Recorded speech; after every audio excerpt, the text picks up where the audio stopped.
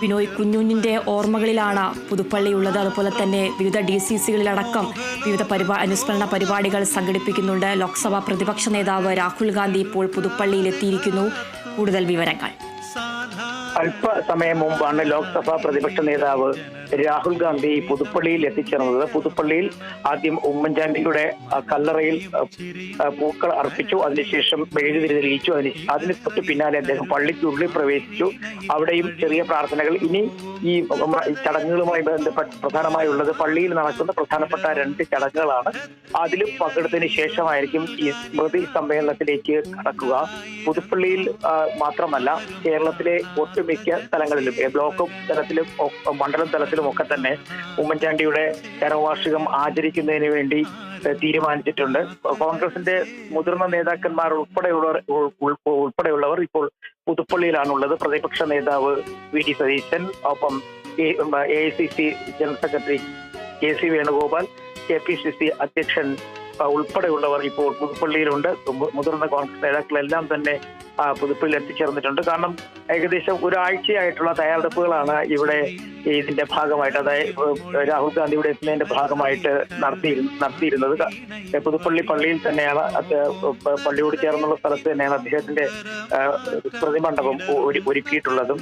അവിടെ ഇപ്പോൾ അദ്ദേഹത്തിന്റെ ഉമ്മൻചാണ്ടിയുടെ കുടുംബാംഗങ്ങളെല്ലാം തന്നെ രാവിലെ തന്നെ എത്തി ഈ പ്രാർത്ഥനയിൽ പങ്കെടുത്തു കഴിഞ്ഞിരുന്നു. അതിനുശേഷം അല്പസമയം മുമ്പാണ് അദ്ദേഹം കോട്ടയത്ത് എത്തിച്ചേർന്നത്. കോട്ടയത്ത് നിന്ന് പുതുപ്പള്ളിയിൽ ഇന്ന് ഇത് കഴിഞ്ഞിട്ട് വലിയ തരത്തിലുള്ള സമ്മേളനങ്ങളുണ്ട്.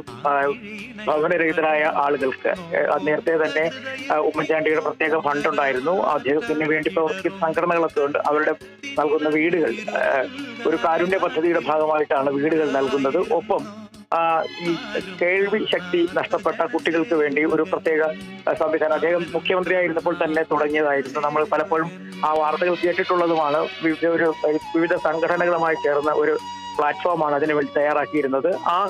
അത് ഇടയ്ക്ക് കൂടുതൽ ആളുകളിൽ എത്തിക്കാൻ കഴിഞ്ഞില്ല. വീണ്ടും അത് പൂർവാധികം ശക്തിയായി തന്നെ ഈ കേൾവി ശക്തി കുറഞ്ഞവർക്ക് വേണ്ടിയുള്ള ഉപകരണങ്ങൾ നൽകുന്നതിന് വേണ്ടിയുള്ള ഒരു പദ്ധതി ഉണ്ട്. അതിന്റെ 2ാം ഘട്ടത്തിന്റെ ഉദ്ഘാടനവും ഇന്ന് പുതുപ്പള്ളിയിൽ നിർവഹിക്കും. അങ്ങനെ വിവിധ കാരുണ്യ പദ്ധതികളുടെ ഉദ്ഘാടന പ്രവർത്തനങ്ങൾ രാഹുൽ ഗാന്ധി നിർവഹിക്കും. അതിനുശേഷമാണ് അദ്ദേഹം തിരുവനന്തപുരത്തേക്ക് വരിക. തിരുവനന്തപുരത്ത് മുതിർന്ന നേതാവ് AK ആന്റണിയുടെ വീട്ടിലെത്തി അദ്ദേഹവുമായി കൂടിക്കാഴ്ച നടത്തും, സന്ദർശിക്കും. അദ്ദേഹത്തിന്റെ സഹോദരൻ AK ആന്റണിയുടെ സഹോദരൻ കഴിഞ്ഞ ദിവസമാണ് മരണമടഞ്ഞത്. ആ ദുഃഖത്തിൽ പങ്കുചേരാൻ കൂടിയാണ് അദ്ദേഹം ഉമ്മൻചാണ്ടിയെ കാണുന്നതിന് വേണ്ടി എത്തുന്നത്.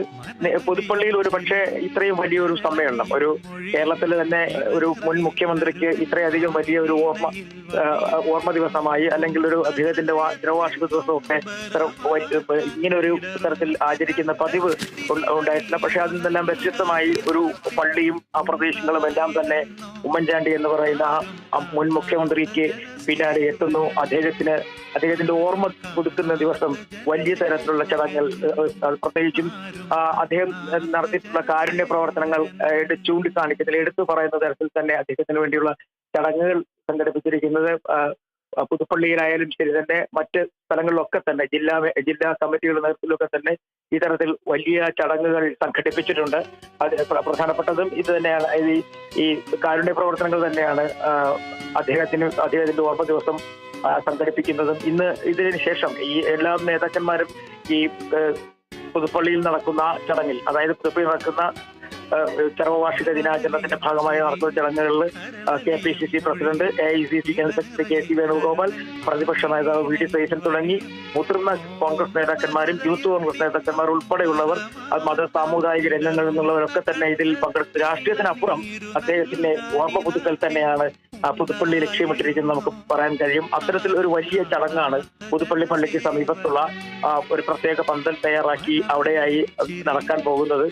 രാവിലെ മുതൽ തന്നെ അദ്ദേഹത്തിന്റെ കല്ലറയിൽ നിരവധി പേരാണ് പൂക്കൾ അർപ്പിക്കുന്നതിന് വേണ്ടി എത്തിയത്. കുടുംബാംഗങ്ങളെക്കാൾ മുമ്പേ തന്നെ നിരവധി അദ്ദേഹത്തിന്റെ ഒപ്പം ഉണ്ടായിരുന്ന സഹപ്രവർത്തകർ, അദ്ദേഹത്തോടൊപ്പം തിരുവനന്തപുരത്തും മറ്റുമൊക്കെ പ്രവർത്തിച്ച പേഴ്സണൽ സ്റ്റാഫ് അംഗങ്ങൾ ഉൾപ്പെടെയുള്ളവർ അവിടെ എത്തി അദ്ദേഹത്തിന്റെ സ്മൃതി മണ്ഡപത്തിൽ പൂക്കൾ അർപ്പിച്ചു.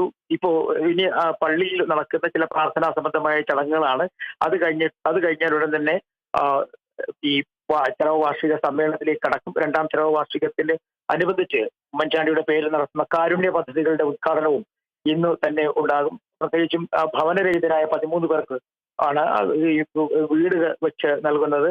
അത്തരത്തിൽ ആ വീടുകളുടെ താക്കോൽ ദാനമാണ് ഒന്നാമത്തെ പരിപാടി. അത് കഴിഞ്ഞ് നേരത്തെ പറഞ്ഞ പോലെ മറ്റൊരു കാരുണ്യ